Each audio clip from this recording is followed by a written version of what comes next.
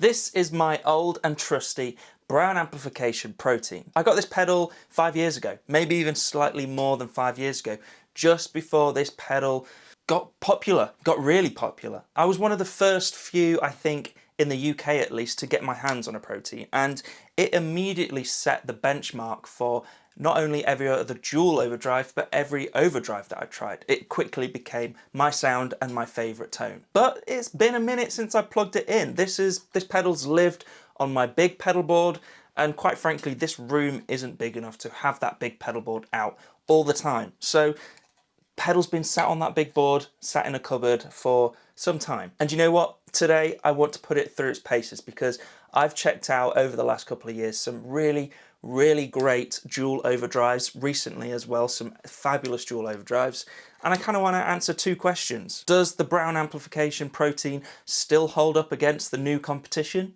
And secondly, this is a version 2.2, and I was unaware that they are now on version 4. So do I need to pick up a version 4 myself? Is it worth the upgrades, or does the version 2 or previous versions, are they still worth your money or my money? So we're going to get a few tones with the Protein initially. Then, like I said, I've got a few recent favourites in the dual overdrive category.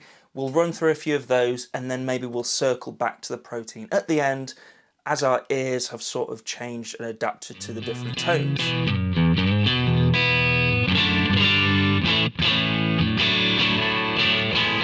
Now, if you don't already know, the Protein combines two great overdrive circuits together in one pedal. We've got the left blue side and the right green side. The blue side is a great take on a blues breaker type circuit, and I think maybe became the most popular sound in this pedal.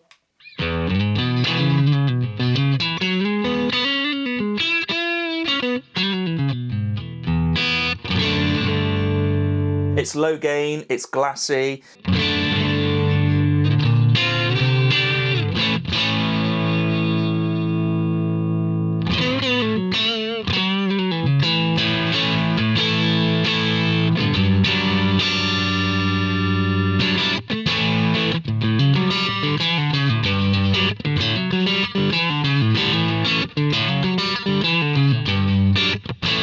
Such a great take on the blues breaker tone. A friend of mine, Joe Coombs, who swears by this pedal, I believe he kind of uses the blue side as like an always on for his Strat tones. And I think it works great for that. Continuum era tones, perfect for that. Now the right side, the green side, you might think is going to be a tube screamer, but it's not. It's another famous green overdrive, the Noble's ODR1, which is this was always my favourite side of this pedal.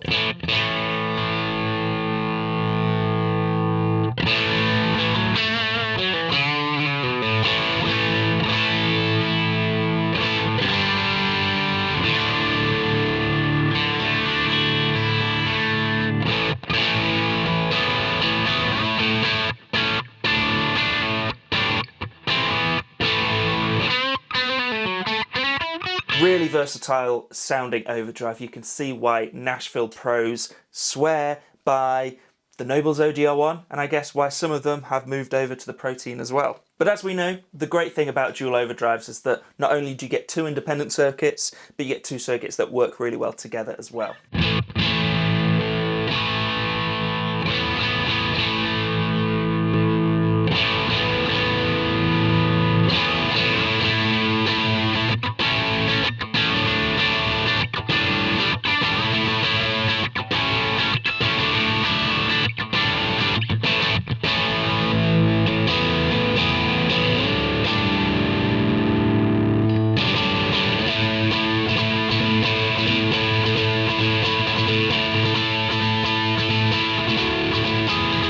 And that's one thing the Protein has always had, in my eyes, over some of the competition, is that, yes, the circuits sound great on their own, but the real magic is when they come together. They really are tailored to work together nicely, and they're almost greater than the sum of their parts, that tone, when you stack the two sides together. Okay, so the Protein still sounds good, and maybe that begins to answer one of my questions. Do I need to upgrade to the V4? Maybe not, because good tone is timeless, shall we say. But we'll explore that a little later on. Let's move on to some of these pedals that I've got stacked up here. First, let's go with this, the Chase Bliss Brothers. Here we go, the Brothers. If you didn't know already, Chase Bliss's most recent pedal release in collaboration with Analog Man is essentially a really modern take on the King of Tone. It sounds the same as the King of Tone, just has a few more modern features and a bit more kind of modern functionality that we'd expect from a Chase Bliss pedal. So right now I have this right side set up to be an overdrive with the high gain mod on the top, just set up to be a nice transparent amp-like overdrive.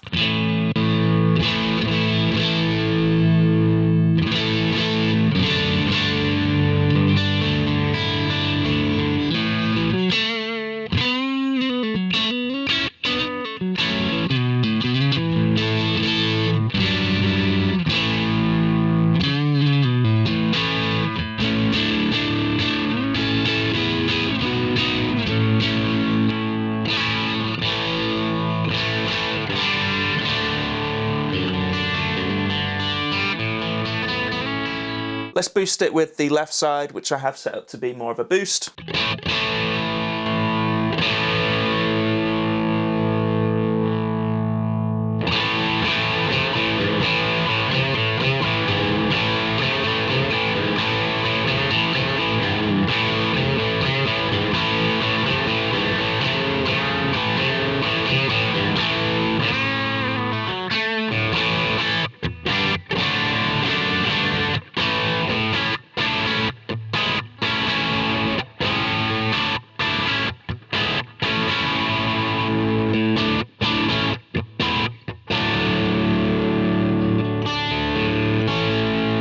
Great sounding pedal, but to be honest, the King of Tone always was a great sounding pedal, really tailored towards the guitar and helping the guitar sit in a band mix.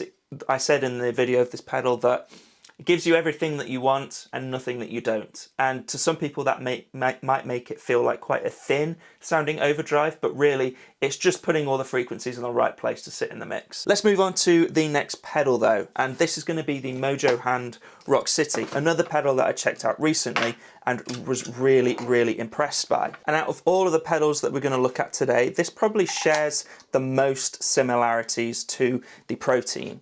Not only in form factor, but also the circuits inside of here. So we have, if I'm remembering correctly, on the right side we have a blues breaker type circuit, a more transparent dynamic circuit, and then on the left side we have a mid-pushed tube screamer. So where the Protein was blues breaker and no balls, this one is blues breaker and tube screamer.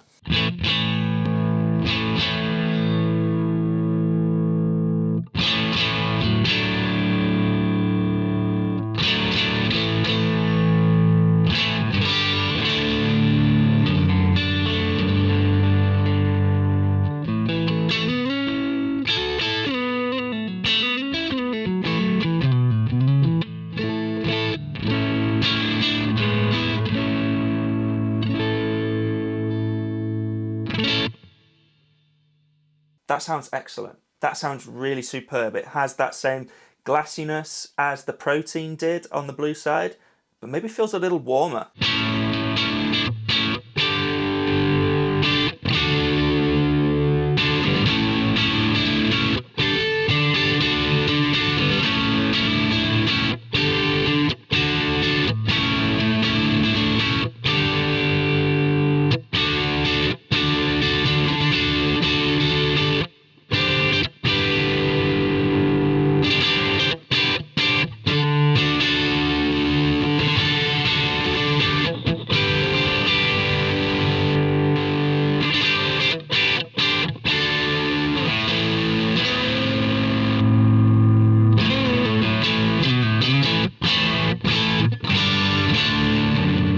Okay, this pedal sounds really, really good. I'm still impressed by this pedal. I will say though, I think there's more bad sounds in this pedal than the Protein, and maybe even the Brothers as well. Not because it's a bad sounding pedal, but because there's kind of more options available to you in terms of the signal routing, different clipping options, and because it gives you so many options, not all of them sound as good as the others, to me, for example.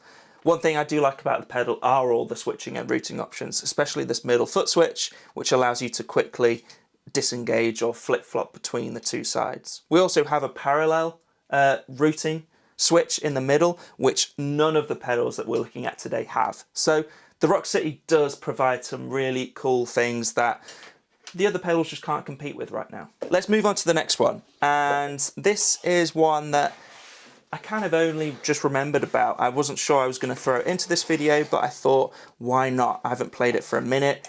It's the Thorpe Effects Electric Lightning.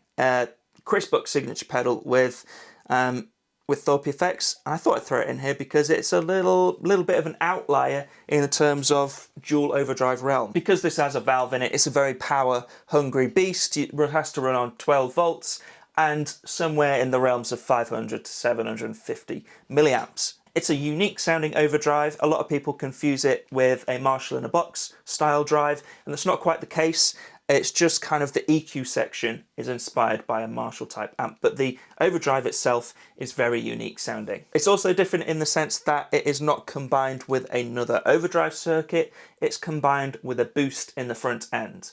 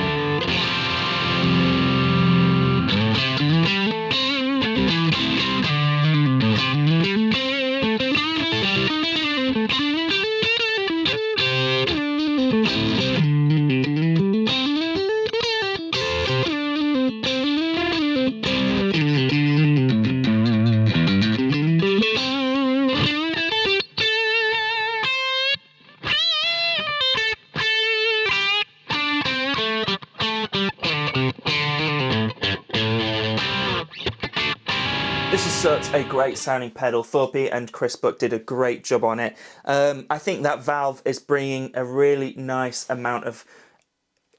It's a really great balance between compression and dynamics. It's probably the most dynamic out of the four that we've tried out today, as in it really cleans up as you back off on your picking, for example, but it feels so squashy under the fingers at the same time. It's a really, really nice balance. The gain structure itself is harmonically rich and interesting, and it's great having the 3-band EQ. Again, none of the others have that. Okay, so those are the three that I wanted to check out compared to the Protein.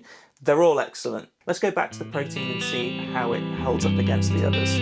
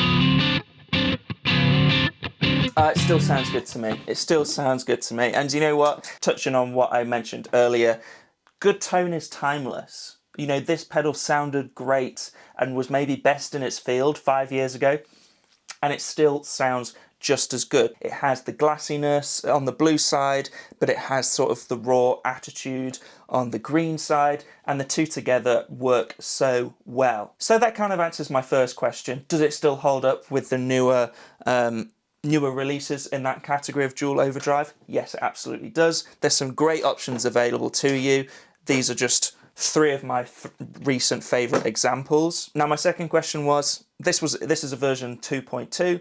They're now on or have just released a version 4 Browne Amps Protein.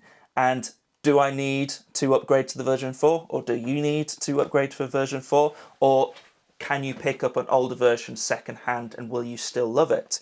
So the differences, I believe, with the version 4 is that they have included a 3-position toggle switch on the blue side of the Protein, which is from the carbon pedal, the carbon V2, which is basically a high cut switch. I've tried that switch in the standalone carbon, and while it was very useful, it was also extremely subtle. And it's one of those things that if you didn't know it existed, you wouldn't want it. But because it exists, it's kind of nice to have, if that makes sense. And then I think on the green side, it has a few internal switches for cutting bass maybe, or changing the clipping sound to make it a bit more harmonically rich, a bit more amp-like. I can't confirm whether they are worth it or not because I've not tried it. All I know is that I've always loved the green side of this pedal. It's always been my favourite out of this pedal and my go-to tone for a long time. So chances are you're still going to love the green side of this pedal as well. Other changes they brought to the V4, which I think carried over from the V3, is that it now has top-mounted jacks, which I think is great, and soft foot switches, which again I also think is an upgrade on what we have here. Those are all nice things to have, more quality of life features that for some of you, you'll think, I need the version for. Absolutely. So there you have it. The Protein, in my opinion, still hold up 5 or so years later. What a great overdrive pedal. It's a really important pedal for this YouTube channel, actually. It's still one of my most viewed videos, and also one of my most consistently viewed videos. So that kind of shows how important the Protein is in our industry, and I think it's a superb sounding pedal. Thanks guys for watching this video. If you liked it, please go down and subscribe to the channel, maybe check out another video, and I will see you in the next one.